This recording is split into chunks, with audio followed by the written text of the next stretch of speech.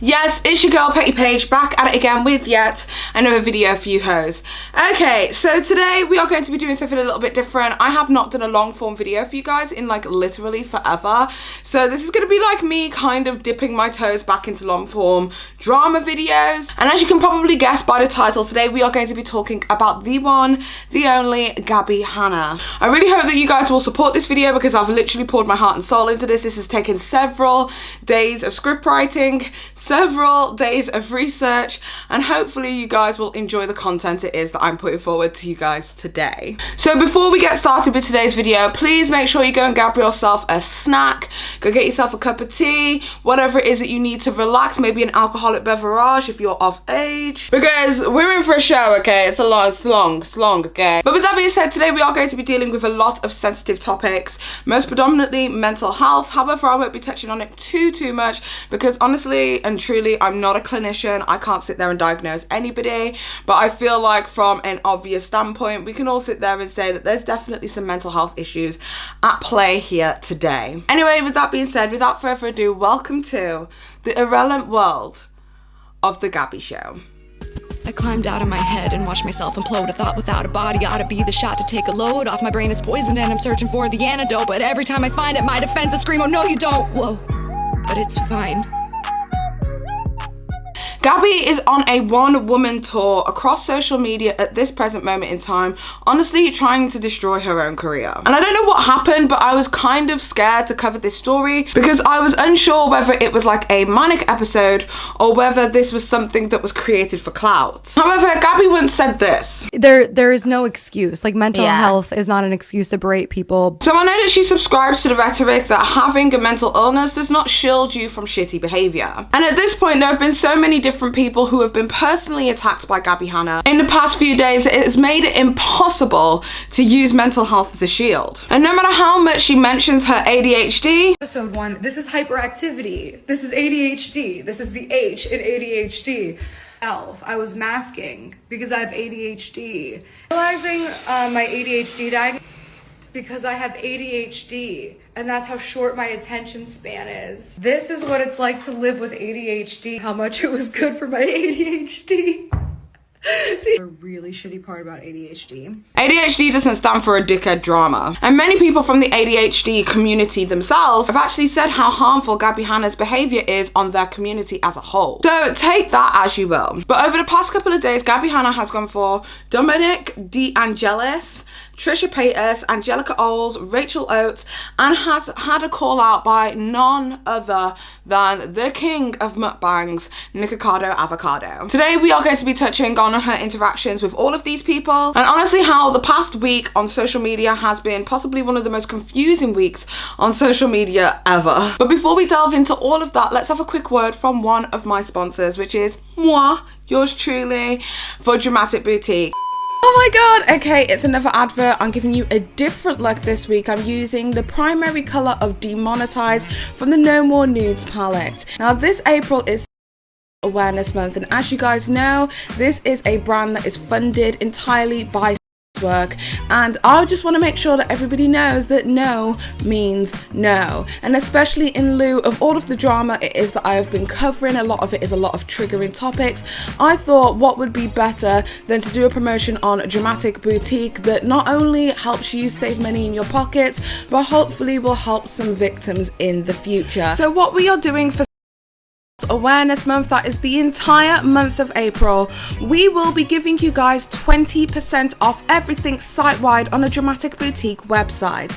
But not only that, we will be price matching that with an additional 20% that will be going to a charity. So 20% that you save goes 20% into the survivorstrust.org. I really hope that we'll be able to make a sizable donation. So if you do want to buy anything from Dramatic Boutique with your 20% off, please make sure that you go over to www.dramaticboutique.com and use code SURVIVOR at checkout. We are opening this up early, so you can start purchasing and using the code from now, but thank you so much for everybody's continued support of Dramatic Boutique. I really appreciate it.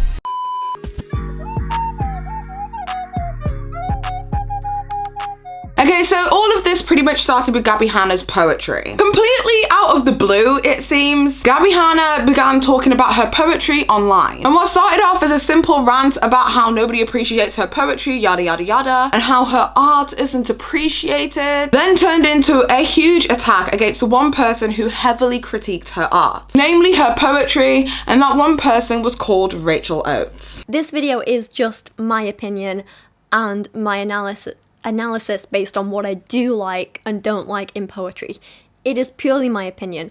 So if you actually really like Gabbie's poetry, or if you hate a poem that I say that I like or whatever, absolutely fine. We don't have to agree on everything. Like I say, poetry is subjective. The whole drama started with Gabbie saying, "I still can't believe I wrote a funny, engaging, thematic poetry book about sex, morality, childhood, mental illness, and ideation as a first release, and all people cared about was the share link in bio, and my family is relatives." She continued, "The internet is full of a bunch of unempathetic, manipulative, money-hungry losers, and I am done letting myself feel bad about that. Because, frankly, I don't give a anymore. And I think it's really lame that a bunch of non-creative, insecure, neurotypical people dragged my poetry for months for views on YouTube and TikTok instead of creating their own art. I also want to say that Rachel Oatmeal took the time to write a book from the perspective of a dog, says I wrote mine from the perspective of to mock me, yet she is still too much of a coward to release it under her own name. What a loser. Laugh my ass off." A fan replied, "What's her at? I want to talk." Gabbie responded, "She deleted her Twitter when people started calling her out on her abusive, manipulative, relentless abuse towards me. You know, like a cowardly loser." Somebody responded, "You mean you would try and use your platform to send hate to her? Because that's stupid AF." Then Gabbie responded with, "What kind of monster would do something like that? And then showed a bunch of Rachel Oats videos pertaining to Gabbie Hanna and her poetry. She continued her argument by saying, "Cause nobody cares about her unless she's talking about me, literally," while showing a screenshot of a video of Rachel's that only had 4,000 views. Rachel, after receiving a barrage of hate on social media, decided to defend herself. This is what Rachel had to say on Instagram. Gabbie, adding fuel to the fire, states, "This is the part she chose to defend, laugh my ass off. Okay guys, my apologies. So she did co-write the book, mocking my art about my trauma with her dog. I thought her dog wrote it herself. My B." Rachel decided to reach out to Gabbie Hanna to basically tell her to cool it. She said, "Leave me out of your attention-seeking games and go get some help, please. Clearly you are having some sort of breakdown again, and I understand, I've been there too, but this won't help. Please just go speak to your friends or your family and just calm down." Gabbie Hanna, not knowing when to stop, basically said, "Narcissistic abuse is when somebody harasses you endlessly, and when you finally stand up for yourself, they tell you that you're having a breakdown. You, Miss Oats, are really a monster. It looks like you can't handle the criticism." Gabbie then decided to leave a series of long rants on her Instagram page. Feel free to pause to read, because honestly, at this point you can see how erratic her behavior was becoming from day one. However, on Twitter it continued. She said, "I'm over being everybody's scapegoat. Someone reached out to her without my knowledge and told her to consider backing off because her critique was just cruelty. She accused me publicly of manipulating him against her because she couldn't handle an ounce of constructive criticism." Check out my IG story for more context, by the way. It's more than just critique. She meddles/tries to cause drama in my personal life. Her friends have tried to call her out, so then she blamed me and then stopped talking to him for defending me to her privately. Her obsession with me is effed. And by the way, calling someone attention-seeking for standing up to abuse is also very abusive. You don't get to tell people when they're able to defend themselves. There's no statute of limitations on self-respect. By the way, she stopped talking to her friends after that, you know, the one that tried to kindly and honestly hold her accountable for her toxic behavior. I can't believe I allowed this kind of abuse from strangers because I was too afraid to stand up for myself against the internet. Honestly, this was just day one of all of the arguments that have been swirling around the internet pertaining to Gabbie Hanna this week. You can only imagine how much worse it's going to get, so let's continue. Jill is trying to deny the reason she deleted Twitter, so I actually want to let you know what happened. So we have a mutual friend who messaged her outside of me. I literally did not talk to him at all. He saw that she was doing, and he messaged her and he said, have some f***ing compassion. You've been the center of hate campaigns online. Leave this girl alone. Like, you're just bullying. And then she started a Twitter campaign trying to say that I manipulated her friend into defending me. That's how narcissistic and abusive this person is, and how much she cannot accept any type of criticism, which is hilarious because she really thinks that I can't accept criticism, when the first time her friend confronted her about her shitty toxic behavior, she blamed me, the permanent scapegoat of the internet, and then stopped talking to her friend. Face yourself, bitch. Like, that's crazy to me. And you know why she hasn't critiqued my work in months? Because the last couple times she did it, she started getting overwhelming hate from people both on the internet and in her real life, because people started to see through it. They were like, why are you still going at this girl? Like, relentlessly. She can't stop. And it's because when she talks about me, she gets hundreds of thousands to millions of views, and then she posts a little makeup get ready with me and it gets 4,000. That's why she cares about my art. She's not a artist. I don't care about her because she has no accomplishments in art, or has proven to me that she's actually intellectual enough to understand art. I accept my criticism from talented, smart people, not abusive, toxic, exploitative bullies on YouTube. Hey Rachel, instead of hopping in my DMs trying to bully and gaslight me from your own abuse, you could just apologize. I know that if I did anything like this, I would be called manipulative, sociopathic, narcissistic, attention hungry, money hungry, but that is who you are. What you did was bully and harass me for months, and then when you got called out of it, got super defensive. Like, you literally just ran away and blocked me instead of looking at your own criticism. You can't take criticism towards yourself at all.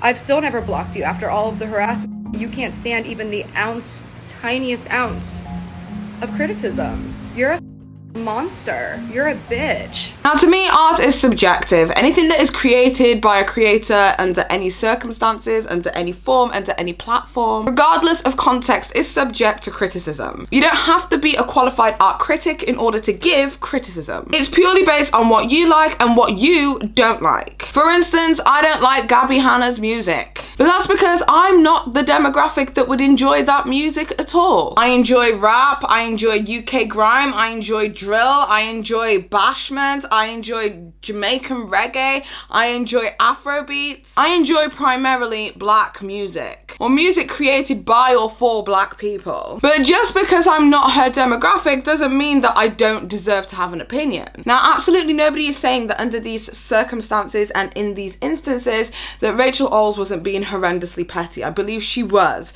I believe that she was definitely being quote unquote mean for the sake of being mean. Videos such as getting her dog to write a better book than Gabbie Hanna. Now, don't judge me. I don't mean to be a terrible person, but all the poems we're going to be doing today are parodies of Gabbie Hanna terrible poems that we've talked about and critiqued in the past. So with that, hello. With that, we are going to start on the first poem by Kyra, which is called Boyfriend. And we're going to decide who your boyfriend is first, aren't we? Yes. But if anything, it should have left Gabbie thinking to herself, like, wow, imagine having that much time on your hands. But I digress. This is exactly where Angelika Oles fits in.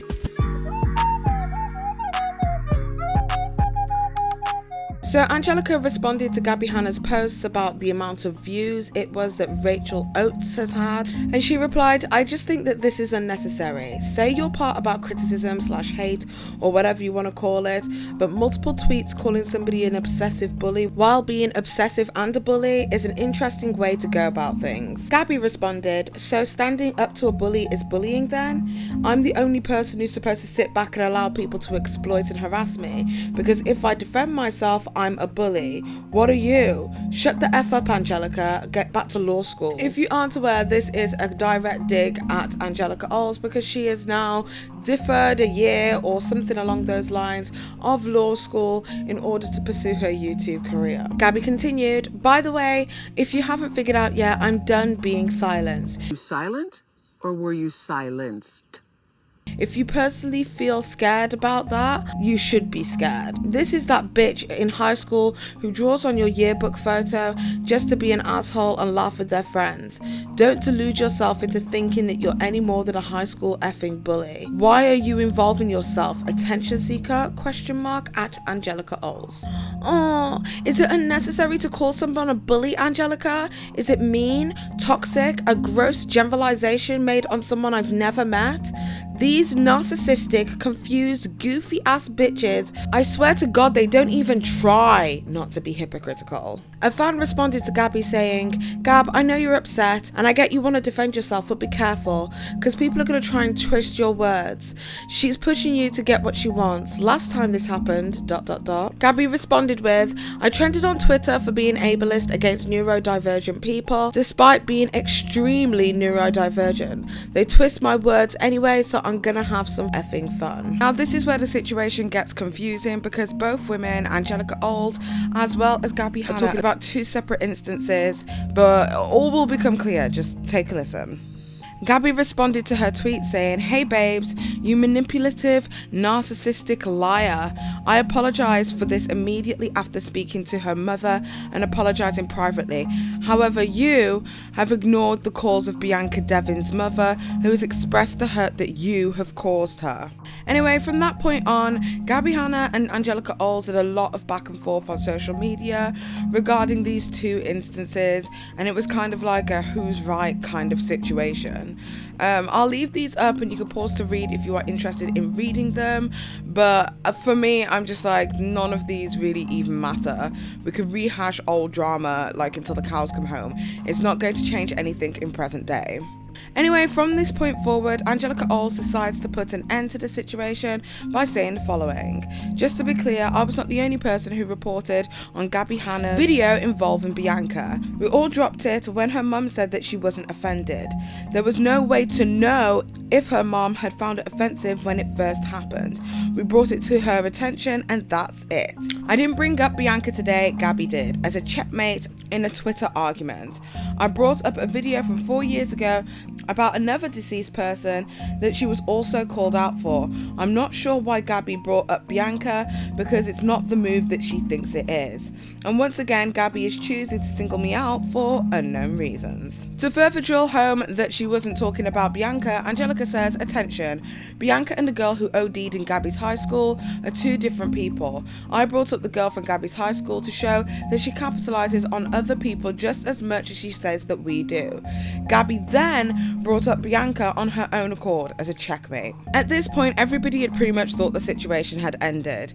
So Angelika went on with her day and continued to tweet some regular tweets. So in a completely unrelated tweet, Angelika said, "At some point we need to have a conversation about why female commentators get more shit than male commentators, or why female YouTubers get cancelled for less than male YouTubers. When a man talks about drama, he's a commentary channel, but when a woman does it, she's a petty drama channel. A man critiques and a woman gossips/hates. Men are given a space to grow and learn, but women are supposed to just be perfect from the start. Interesting." Now this is a conversation that I've had with like multiple different commentators for a number of years, and I truly believe that this had absolutely nothing to do with Gabbie Hanna. But of course, Gabbie decides to insert herself. Gabbie responded, "I'm very excited to have this conversation about sexism and unfair standards towards women in the media with you." Angelika replied, "Call out male commentators that have criticised you half as much as you call out the women, and then we can have a conversation.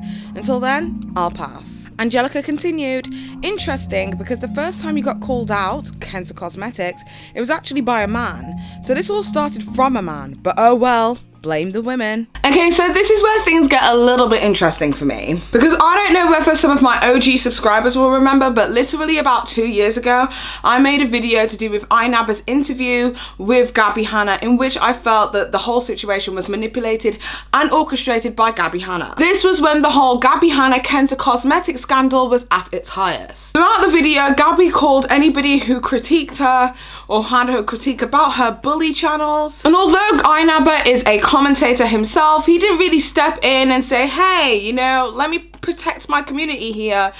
Just because somebody's critiquing you doesn't make them a bully. But also when she was saying stuff like bully channels, a lot of the editing would then like primarily focus on Angelika Oles in the imagery, meaning that anybody who watched that video would inadvertently come away from it thinking that Angelika was a bully, where either Frasier or Gabbie were talking about hate channels or negative critique or anything that had any kind of negative connotations in terms of commentary. When those things were being spoken of, for some bizarre reason, Angelika Oles' face was being put up. So given that a lot of people believed that they were scams, people started coming out and making their own videos, commentators started coming out and basically complaining and attacking Gabbie Hanna, and eventually Gabbie Hanna actually responded to all of the criticism, all of the people that were genuinely upset with her for good reason. So after I called iNabba out on that whole entire situation, he made some long ass community post and then made an entirely separate video basically saying, did Gabbie Hanna try and manipulate me? This was obviously not before sliding in my DMs and then trying to like plead his case, whilst in tandem getting increasingly frustrated that I wasn't aligning with his point of view. Anyway, all of that aside, his framing in that video was definitely led by Gabbie Hanna, because before the interview even started, Gabbie Hanna literally reassured him that he's gonna do great. Hey Gabbie, this is a bit different for me personally. I think you're gonna do great. Thank you. Almost as if the interview was kind of being spoon-fed. My point is that Angelika Oles made some pretty decent points about how male commentators are treated in comparison to female commentators. So let's give a little bit of context to the Bianca situation. A few months back, Gabbie Hanna made a video in which she was trying to replicate the e-girl aesthetic. And while scrolling across various websites, she came across a website with an article to do with somebody called Bianca Devins. Now, if you don't know about Bianca, Bianca was actually tragically several years ago. However, whilst Gabbie Hanna was looking at the photo and looking at the aesthetic and what it is that she was wearing in order to try and replicate it, all of the information and the details surrounding this young lady's was clear and invisible sight on the screen. She stated that neither her or her editor had noticed or seen the article, and at that time I honestly felt as if the internet was blowing that whole situation completely out of proportion. Hence why I didn't report on it at the time, because I felt as if this was an honest mistake. However, a lot of commentary channels at the time did drag Gabbie Hanna over this situation and the disrespect that it is that she showed and her lack of prompt response to the situation. But eventually Gabbie Hanna made a solid apology, in my humble opinion. And after she made her apology, pretty much most of the commentary community dropped the situation. However, now at this current moment, Gabbie Hanna is currently using the video of Bianca's family, basically saying that, you know, they aren't hurt by what happened with Gabbie Hanna and it was an honest mistake, as a way to kind of checkmate Angelika Oles, when Angelika, like a lot of commentators at the time, dropped the entire situation as soon as the family had said that, you know, they're not offended. Gabbie Hanna saw this as a way of checkmating somebody who was basically imploring her to do the right thing, which is essentially what Gabbie Hanna ended up doing in the end anyway. And let's just be honest, if commentators didn't draw attention to certain situations that were ongoing on social media, a lot of these influencers wouldn't even do anything about it, because a lot of them don't even listen to their own audiences, and that's just the facts. So it's just kind of weird to me for Gabbie to bring that up as a win when essentially nobody wins, and you're just bringing up somebody's death, or if you will, just for social media points. Honestly, it's totally pathetic to me.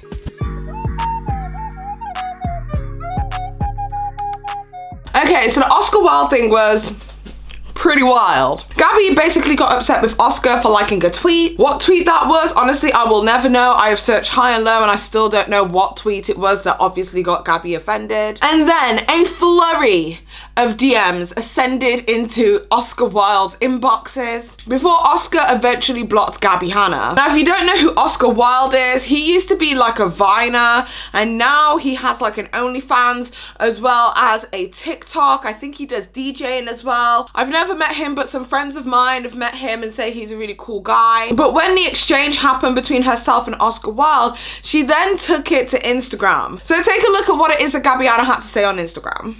I just had an experience. I'm not going to blast the person because he didn't do it publicly and he's clearly just like nervous. Somebody liked a tweet in support of the people who have been exploiting and mentally abusing me. And I responded to it, and then he DM'd me and he was like, hey, I don't want any problems. It seems like you're going through it. Just so you know, I'm here to chat. It's an open door if you're not okay.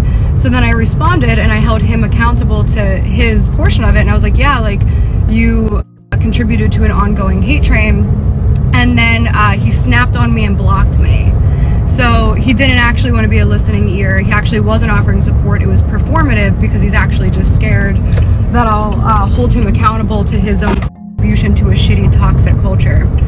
All of these people are fake. Nobody actually cares about humanity or something that's wrong. They're just scared and they only care about themselves. So that sucks. And then what he said to me, this is gaslighting, is that I was, the reason that I get the treatment I get is because of the way that I responded to him. And the way I responded to him was like, yeah, he DM'd me because he felt bad. He should feel bad about what he did, because he admitted to me that he actually didn't know anything that was going on, and he like kind of jumped ahead and supported something without really understanding. That's toxic and that's fucked up. So I was like, yeah, that like sucked what you did. And then he was like, basically, fuck you, and blocked me. Like, what? He literally said, I'm here to chat, here to be a friend. And then the second I'm like, okay, let's chat, he blocked me. Like, what? By the way, I'm actually not going through anything. I actually don't need a friend. I have a lot of really good friends.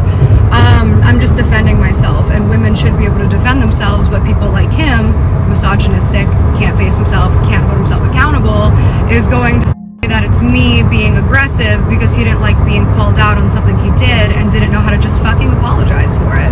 Dude, I literally thought he apologized to me because of the way he messaged me, and then I was like, hey, thanks for apologizing, and he was like, hey, hold up, I didn't apologize. Because I told him, if you're going to apologize to me privately, do it publicly. You supported the hate against me publicly, apologize publicly if you mean it. And he was like, I didn't apologize. And I was like, oh, then why'd you DM me? Oh, right. Just a heads up, the next couple of videos are going to be super duper annoying for people, purely because Gabbie Hanna is driving whilst recording a video at the same time. Completely and totally unsafe driving. This is not to drag somebody or just to be super duper petty. I just really don't like that at all. Put your phone down, pull over if you really need to have a conversation. There's just no need to be driving with your phone in the hands at the same time. So then this is where things get a little bit weird for me. So obviously this interaction has happened. Gabbie Hanna and Oscar Wylde aren't friends. Oscar has decided to block her and said, this girl is cray cray, I can't be dealing with all of this. And then Gabbie went on to create a stupid lie in which she states that she has no idea why Oscar Wylde was watching all of her social medias, because he just seemed to just know when she was online on IG talking about him. But the tea was is that she was actually tagging Oscar Wylde in her posts, but the tags were literally like so small that unless you were looking for them, you wouldn't actually realize that anyone had been tagged. But also that would have meant that every time that she posted anything on Instagram and used his tag, he would have got an inbox or a notification from Instagram telling him that Gabbie Hanna had been talking about him in a story. It was just such weird behavior. I saw that the person I was talking about yesterday got super defensive and went on Twitter and started sharing screenshots of our DMs, even though I didn't like tag him at all, which is hilarious to me. So I just saw that, and now I'm gonna have some fun. Saw Oscar Wylde because he blocked me, and like I don't care that much to like keep track with it. He messaged me and he was like, yo, I don't want no problems, I'm here for you whenever, like looks like you could need a friend, sorry I didn't know the situation, I'm dead. I'm drama seeking, right? I started drama. I just want attention. Ah! I do want attention. Please!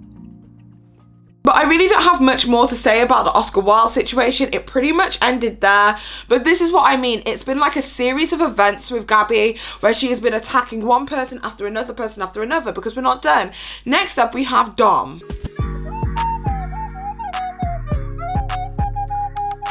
Now, I'm gonna be honest with you guys, I don't know who Dom is. I think a lot of people in the comments also didn't know who Dom was, but apparently they have a history together. Gabbie and Dom were quote-unquote friends, I guess, or associates at one point in their lives. Okay, so the weird thing is with Dom is that he literally basically came out of nowhere and said basically that Gabbie Hanna was an awful person. And then Gabbie decided to defend herself and her character, as is her right. And then she ended up bringing up a smash and pass from like 2017, I think.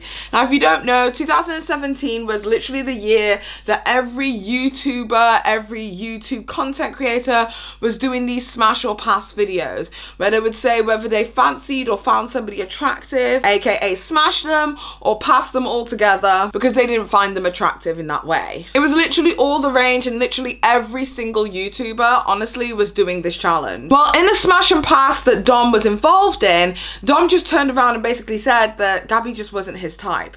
He wasn't mean, he didn't say he didn't want to smash her because she's ugly, or you know, I don't want to smash her because of that big nose, or anything like that, any kind of like descriptors that would make you think, oh, what an arsehole. He literally just turned around and was like, I don't want to smash her, not my type.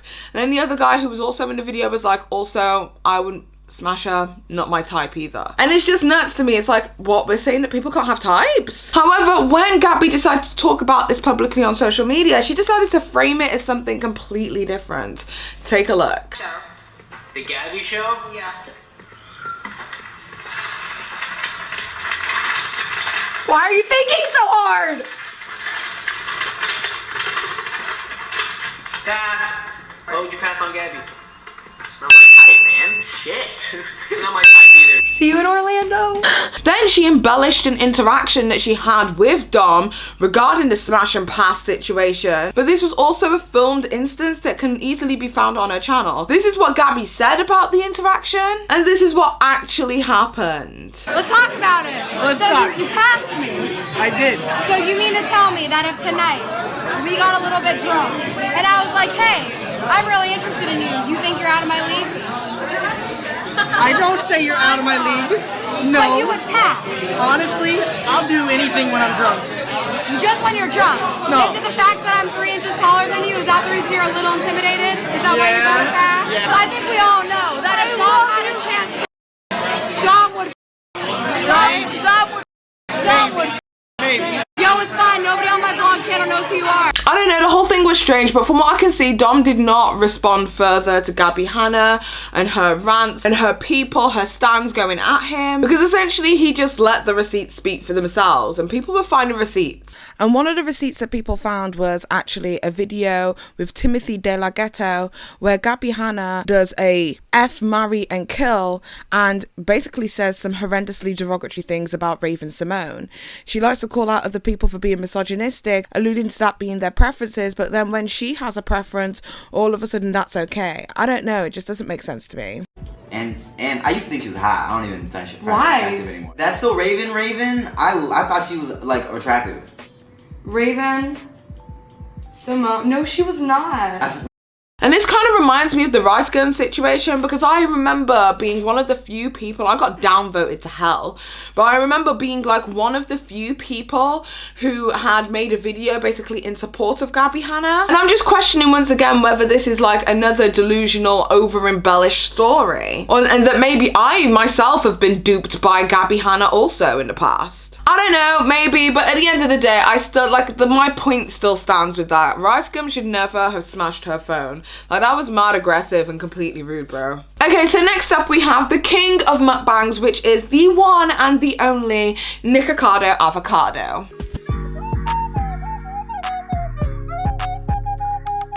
Now, before I get into the Nikocardo Avocado drama, I just want you guys to go over to Nikocardo Avocado and go and spam him #unblock_petty_Paige, because he's blocked me and I have absolutely no idea why. Because anytime I've spoken to Nikocardo Avocado, it's been like a really pleasant experience. And plus, like, he's my guilty pleasure. I watch his channel like every day, and it's a sad fact, but he is literally the only consistent thing in my life. He is more consistent than my father ever was. Honestly, it's like a car crash. I just simply cannot stop looking at it. it. So make sure you spam him #unblock petty Paige, because I want to know what I've done, because I've done something and I don't know why, and all I want is to like him and to love him, okay? But anyway, let's get straight into it. So Nikocardo posted a tweet on Twitter that said the following. And then shortly after that, he made a video in which he called out Gabbie Hanna directly and basically said that she is a victim of herself and herself only. And honestly, I have to agree. Say what you want about Nikocardo Avocado, but sometimes he be preaching, and I was there at that sermon. But surprisingly, Gabbie Hanna actually didn't respond to Nikocardo Avocado, like,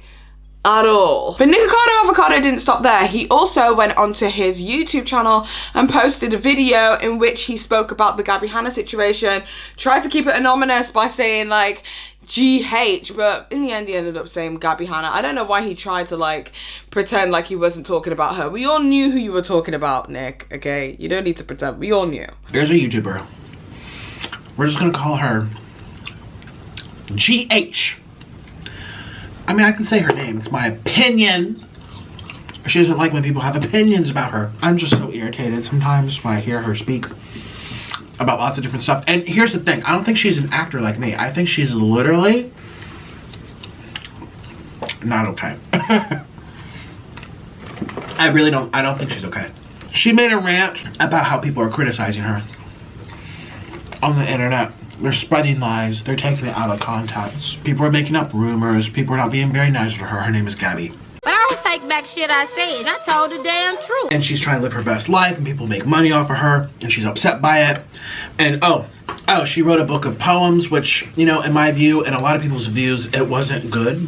At least the snippets I've seen, and people have bought the book, promoted it, reviewed it, and it wasn't a good review, so she's upset about it, even though it's been 2 years since the person made their video, and she's still thinking about it to this day. And I'm just like,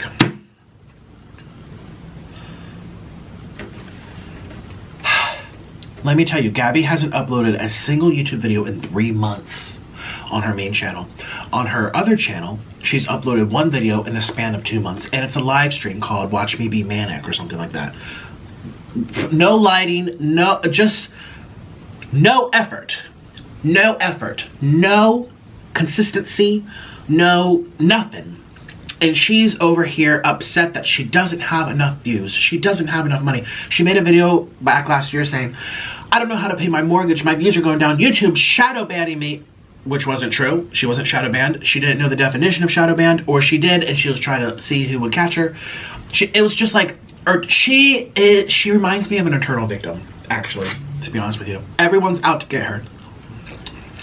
People say bad stuff. I'm sorry, girl. And that's why she can't make videos, or that's why she's not motivated. Then she's in the wrong business. I'm sorry. You'd think after decades of being on social media that she would know this, accept this, and learn to use it to fuel content, creativity, something. She hasn't posted for 3 months, and she has the nerve to complain about not being liked or not having enough views. Everyone has a rise and a fall in their career. Everybody. Some people go up and down like a roller coaster. They're popular, they're canceled. They're popular, they're canceled. They're doing something trendy. Some people reinvent themselves. They go up and down. She had a spike in her career in the Vine days, many, many, many years ago. And she just has this entitlement that it's just going to stay and everyone's going to love her and she's going to be popular, and she can't have people speak negatively about her. She can't have bad reviews. Listen, she's been in some mischief. I've been in some mischief. A lot of YouTubers have been in mischief. We've made mistakes. There's little bumps in the road. But you get up, you pick up your bags, and you move on, and you do something else. She sits and she sulks in her house on live stream. She doesn't make any content. Barely any effort. Nothing. She doesn't show up to the job. She doesn't show up. And she wants to be praised all the time. The Lord told me to tell you, wake up, wake up, wake up, wake up, wake up, wake up, stop crying and wake up, stop worrying and wake up, stop fretting and wake up. God's getting ready to get ready, to get ready, to get ready. Wake up! But like I said, Gabbie Hanna did not respond to Nikocardo Avocado, like, at all. Which to me makes me realize that she actually has the capacity to ignore people, or even just not to acknowledge their critiques, which makes this whole situation a little bit weird, because why is she reacting so like angrily and viscerally to like some people, and then other people she's just letting it slide? Could it possibly be because she doesn't take Nikocardo Avocado seriously as a content creator, and because of that reason she sees that as promotion? Or maybe because she achieved her objective there, which was to get promoted on a different side of YouTube? Because at this point in time, so many people have got in their heads that she is going to be releasing more content, as in music or some kind of art. And even the commentator Sid posted a video, I think it was yesterday, in which he actually paid for Gabbie Hanna's Patreon and found out that on her Patreon she had been getting ready and gearing up for some massive event. What that event is, honestly, I don't know. Based on some things that she said in this Patreon group and on Twitter, it looks like that she may have manufactured this drama to promote upcoming music. In her Patreon group, also on April 18th, she said, "I promise you there's a lot of awesome shit coming soon, soon." And then after an ongoing Twitter interaction that Gabbie had with Angelika Oles, Angelika said this, "I'm saying a new song is coming out in a week. That's why you needed to get it trending. Anyway, job done. You're welcome. I'll see you in 6 months for another round." And then Gabbie replied into that, "You're getting a lot more than a song, Angel." So some people are thinking that she manufactured this drama to get more eyes on her right before she's about to release some new music. But moving swiftly on to Trisha Paytas. So the weirdest part about this all for me is that throughout this whole situation, Trisha Paytas is coming out looking like the most emotionally stable and balanced person, whilst Gabbie Hanna looks like she's crying in the club. And this is kind of when my opinion began to change, and it kind of swiftly went from, oh, this is a manic episode, like, I don't want to be involved in this, we should probably leave this alone, to, oh, I think that this might be a clout thing. And that she's just pushing the envelope further and further to see how far she can go. I say this because in some instances when it comes to Gabbie Hanna, she either acts irrationally with a consistent and persistent attack on one individual, and when she doesn't get the response that she wants, she completely drops the issue. For instance, like we have seen with Oscar Wylde, Rachel Oats, Angelika Oles, Dom, and if a prominent person within the community, such as Nikocardo Avocado, who she doesn't deem as worth her time, calls her out, she just completely stays quiet, which shows me that she does have the ability to ignore people. But with Trisha, she has been literally relentless. She seems to be increasingly antagonistic towards Trisha Paytas, from misgendering them, and then in turn apologizing for misgendering them, and then liking tweets about how Trisha Paytas isn't even consistent with their own gender identity, and then calling them a fake bitch. You hypocritical fake bitch.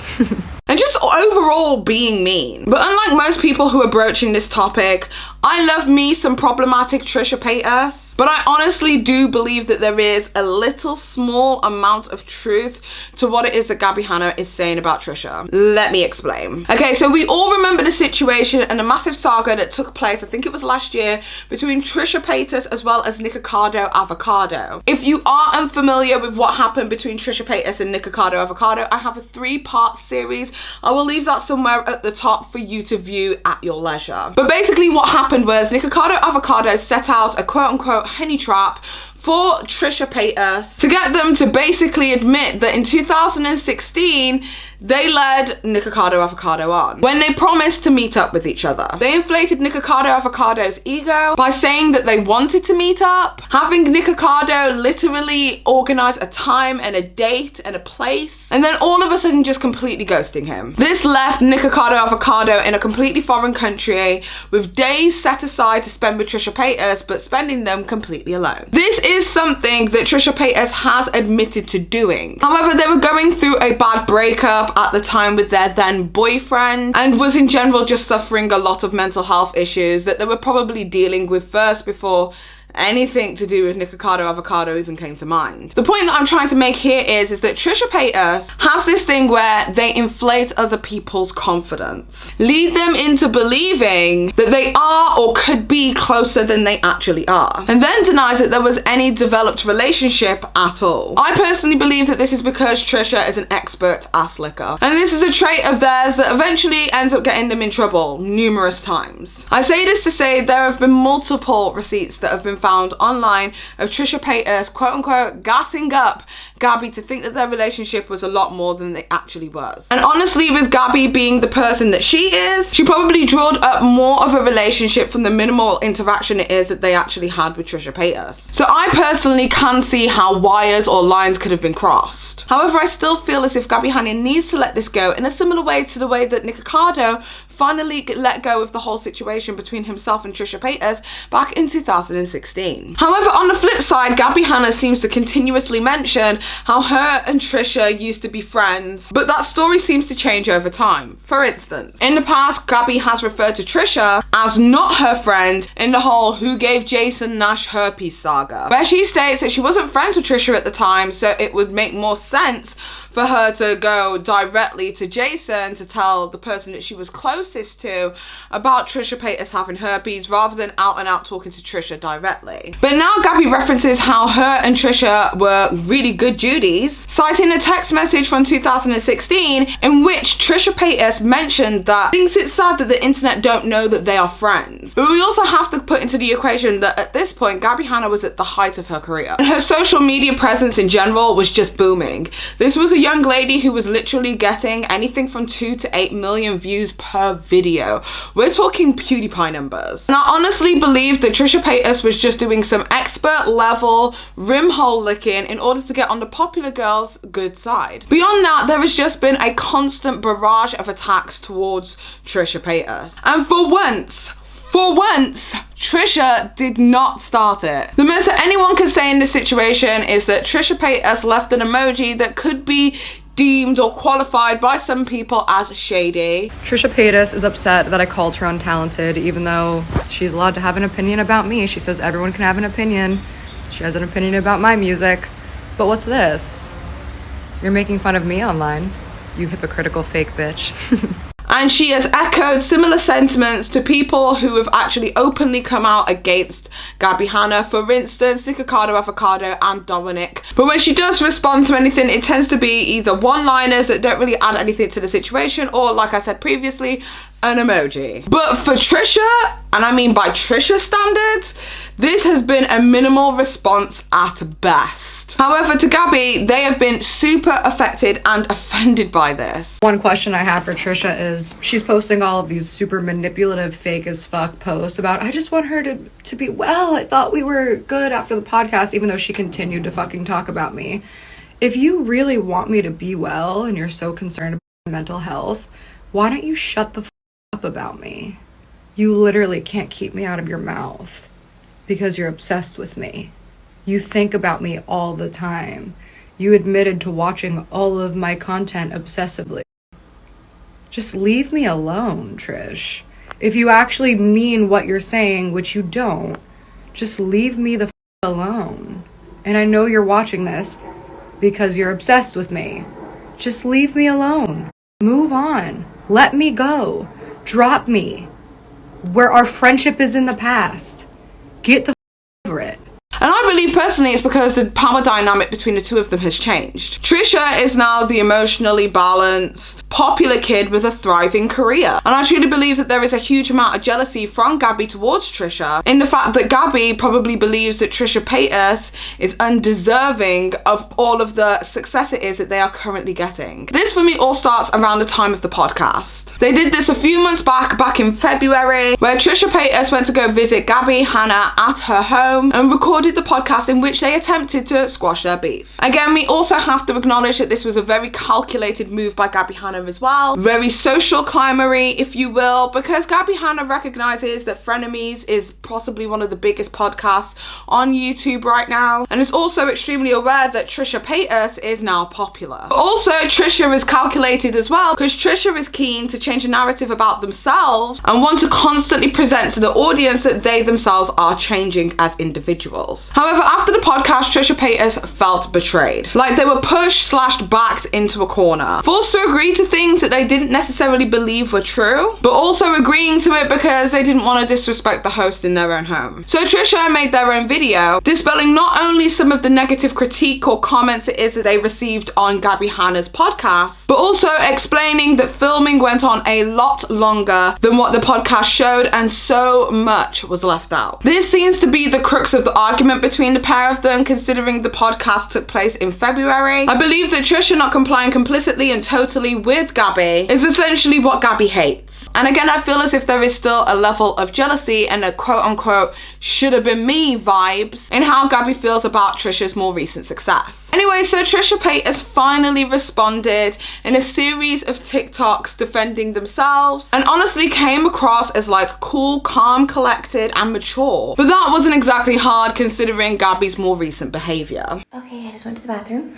Bathroom break, Trisha unlocked. I am seeing a ton of Gabbie comments and it is really truly nothing personal, but I've had her block for my own sanity and peace for myself since we did the podcast. I've been saying, and I'll continue to say this, that I wish her truly well. She seemed in a great spot when we did the podcast. She told me she had a recording contract and, you know, Peyton was lovely and stable and her house was beautiful. I've told her that I enjoyed her music, you know, Out Loud and Butterflies. She has a really interesting take on art and poetry. She's just a unique person out on the internet. All I was doing this week was trying to be her cheerleader of getting her a redemption arc. I wanted to see her thrive, and I felt like she just took huge steps backwards by being so defensive over things that didn't matter. And she could be such a powerful voice for things that do matter. So I obviously have heard some of the things she said just from going on my TikTok page and my Twitter. And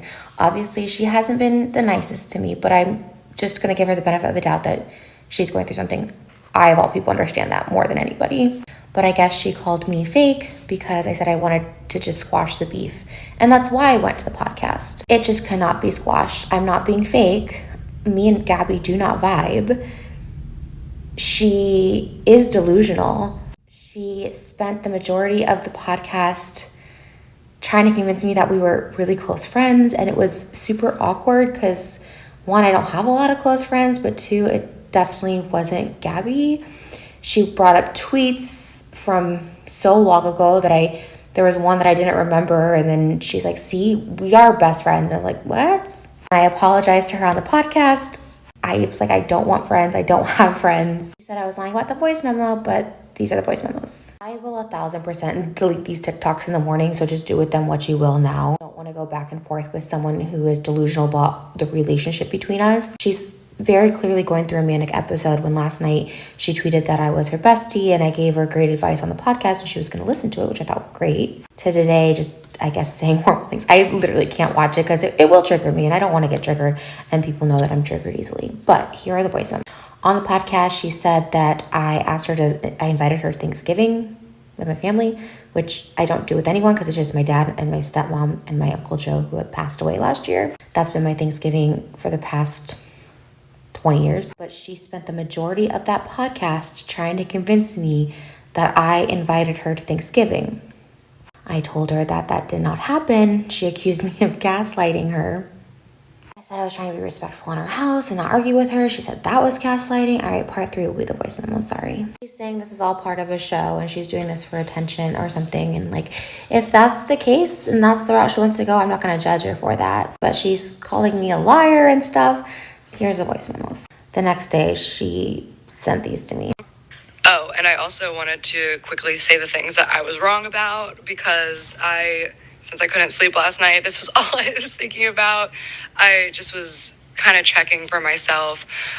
Something I was wrong about was like, we definitely did not have Thanksgiving plans. Like I went back and looked at that and I definitely inflated that in my head where it was more just like, I think you were spending Thanksgiving with Sean's family. And I said, none of my friends were in town. You're like, oh my God, I wish I knew. I would have just like stayed home and we could have eaten together. So that's when I knew I just wanted to distance myself from her.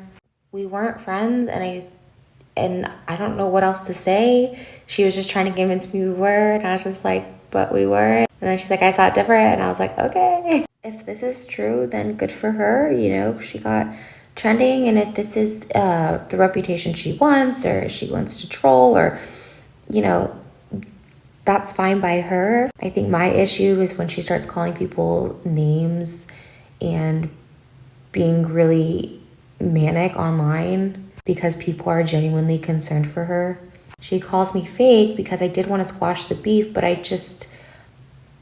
couldn't get past her delusions. She said she edited the podcast for me, but I had no edits for her. I told her she could post whatever. She could post the whole thing. I didn't care. Like I said, well, me and Gabbie don't see eye to eye and we just do not click.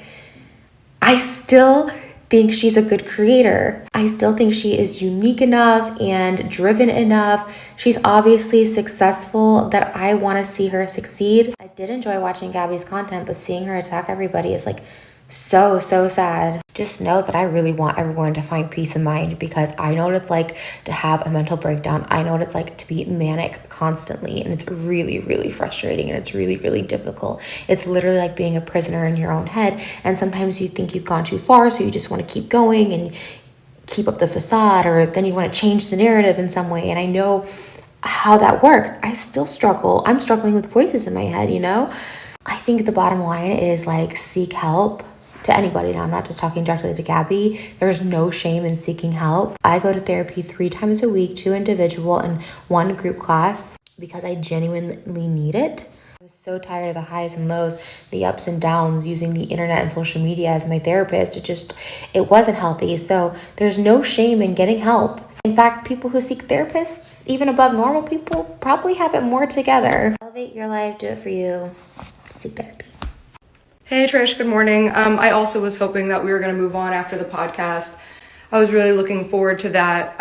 But then the same day that the podcast went up, you posted 2 videos within an hour of each other, calling me a liar and trying to make me look like a crazy delusional person and gaslighting me like a lot. So I'm just going to show the evidence that you're lying. You were a much different person to my face than you were on camera, and a much different person than you're being now. So I'm just tired of you being a lying, manipulative, vindictive, exploitative bitch because you're afraid of what I know about you.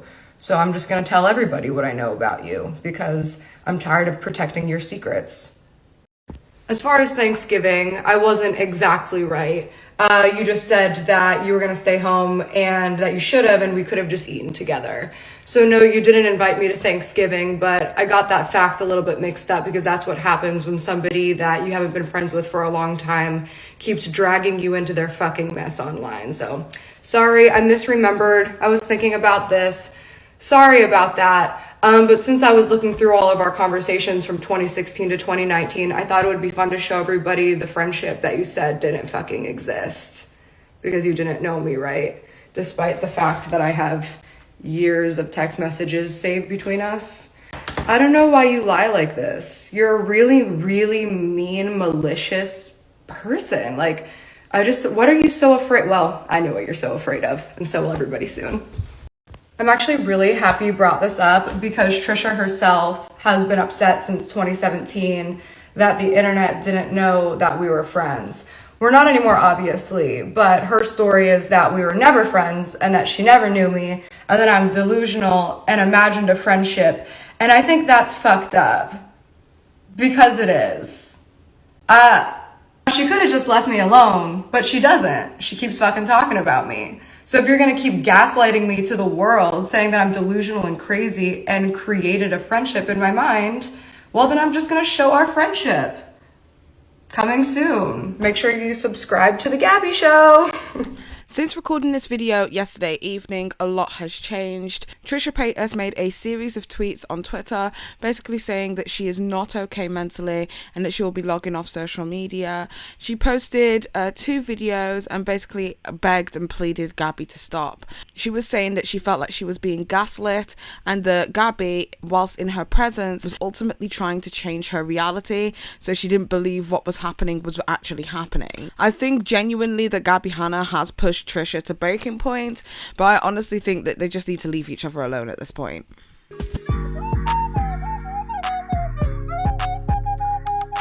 Okay, so Gabbie has been acting super weird, to the point that people are dead ass calling it a manic episode. At first I was feeling the same way, hence why it's taken me such a long time to even create this video. But now Gabbie is now saying that this is all for a docu-series, that at this point, as far as Gabbie is let on to us, we're led to believe it consists of like 11 parts. Take this as a soft announcement. Series coming soon. Keep an eye out for the trailer D for participating.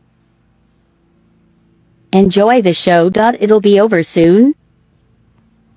Fugue, but not. She changed her main channel name to The Gabbie Show, which if you don't know, The Gabbie Show was her original Vine name, and that is what she took to YouTube. But as soon as she started making like music a fundamental part of who she is and her social media presence, she changed her channel name from The Gabbie Show straight to just Gabbie Hanna. And she even changed her name on Twitter to The Gabbie Show, as well as changing the bio to Enjoy the Show. Here is a few clips of how Gabbie Hanna has been acting on social media recently, and honestly I can understand the cause for concern. Take a look. I'm back, bitches. And I don't want to hear I'm acting different. Fuck being good. I'm a bad bitch. And I'm sick of motherfuckers trying to tell me how to live. Entertainers like to seem complicated, but we're not complicated. I could explain it pretty easily.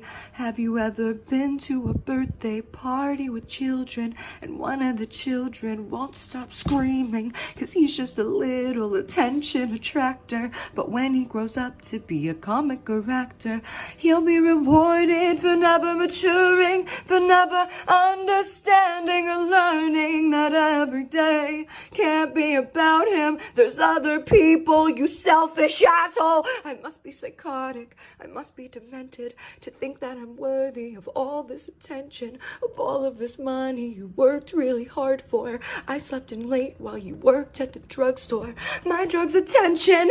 I am an addict, but I get paid to indulge in my habit. It's all an illusion. I'm wearing makeup, It's true. And that was made for you. Have you ever felt sad or lonely? Have you ever felt 2 feet tall? Have you ever thought, man, if only I was anybody else at all? They like to kick you when times get rough, and you give your all, but it's not enough, and sticks and stones might break your bones, but words can break your heart. And if you don't know where to go, I'll show you where to start. Kill yourself, it'll only take a minute. You'll be happy that you did it. Just go over to your oven and shove your head in. I'm drama seeking, right? I started drama. I just want attention. Ah! I do want attention. Please! So it's been a bit nuts. So essentially, I think a few things are happening here. Number one, that was referenced by Nikocardo Avocado. Gabbie really hasn't been consistent when it comes to making content here on the platform. So this could be a last-ditch attempt to make a good, substantial amount of money before the end of the month. And trust me, here on YouTube, I've seen people do far worse things and far crazier things in order to meet the deadline of the end of the month for YouTube payouts. And with the views on Gabbie Hanna's podcast being lower than usual, I can understand the sense of urgency for her here. Number two, she's attacking Trisha Paytas particularly aggressively because she wants to land a slot to talk on the Frenemies podcast. At first, when I was writing this script, this was just a theory, but it seems as if now it's been confirmed, because on social media this evening, Gabbie Hanna has posted a series of tweets atting Hila Klein as well as H3H3 in order to get onto the show, because she feels as if she is a persistent topic on the H3H3 podcast. And honestly, she has only been referenced this one time, so I have no idea why she would be a persistent topic at all. But it seems as if my theory on that might actually genuinely be substantiated. Number 3, she really is making a docu-series about her life from the position of a victim and possibly like getting revenge, or maybe this is like the crescendo, the end of it, where she no longer tolerates any more bullshit. I mean, you gotta keep it interesting, I guess. Number 4, considering the fact that Gabbie Hanna has openly said in a live stream that she plans to leave YouTube altogether. Am I leaving YouTube? Probably. Yeah.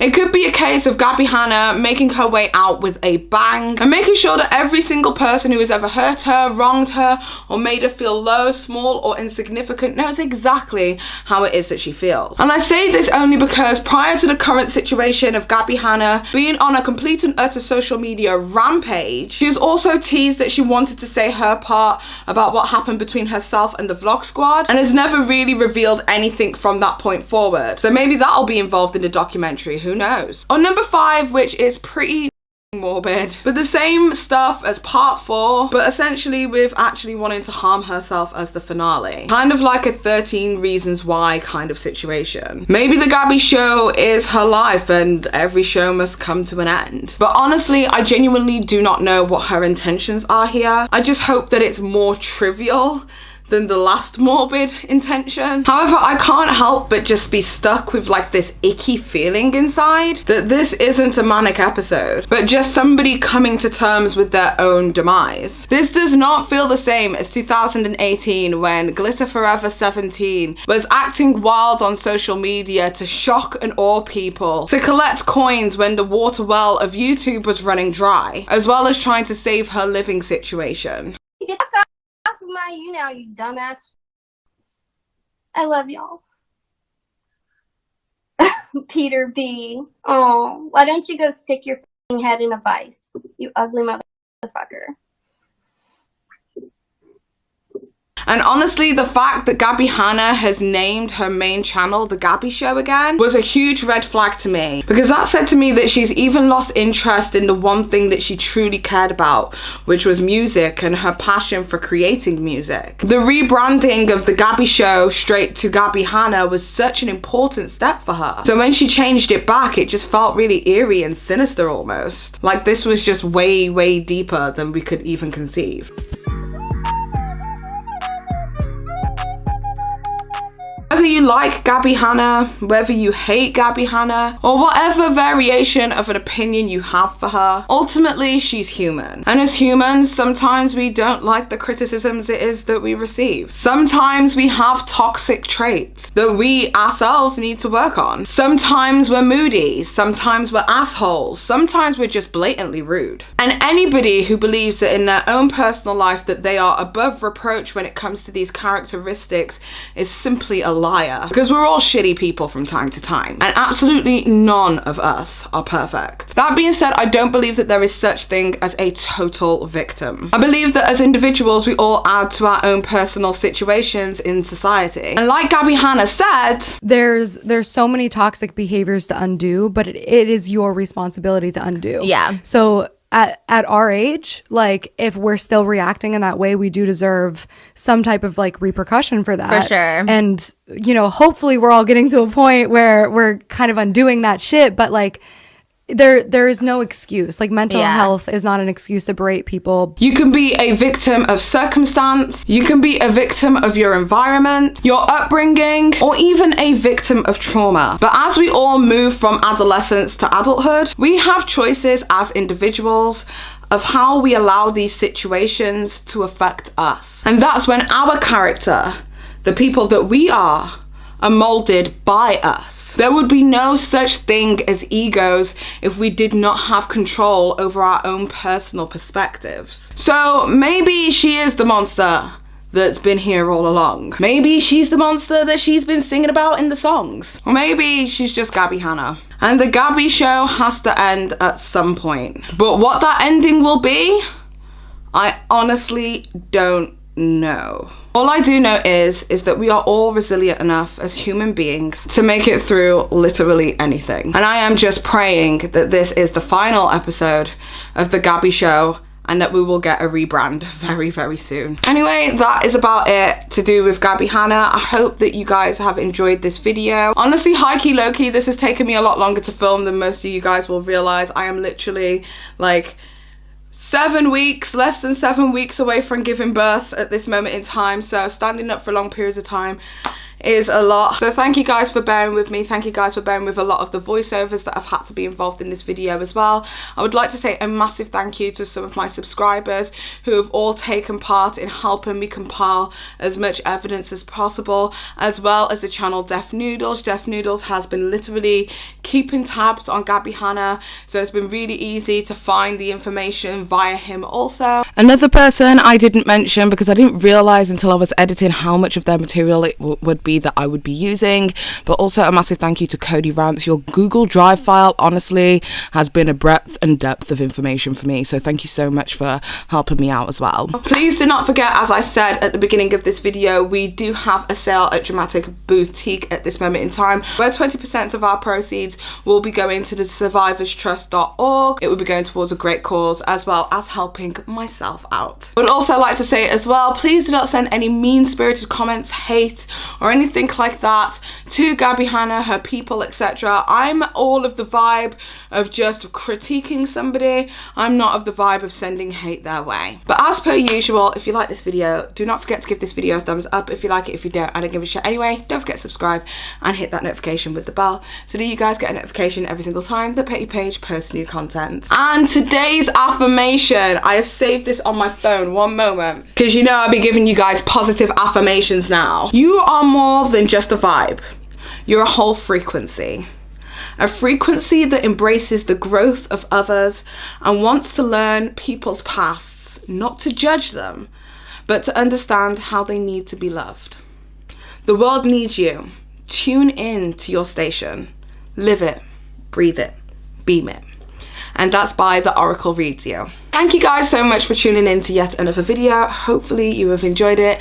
And until next time, you beautiful, amazing, badass bitches. It's been Paige. Bye. I climbed out of my head and watched myself implode. A thought without a body ought to be the shot to take a load off. My brain is poisoned and I'm searching for the antidote. But every time I find it, my defenses scream, oh no you don't. Whoa, but it's fine.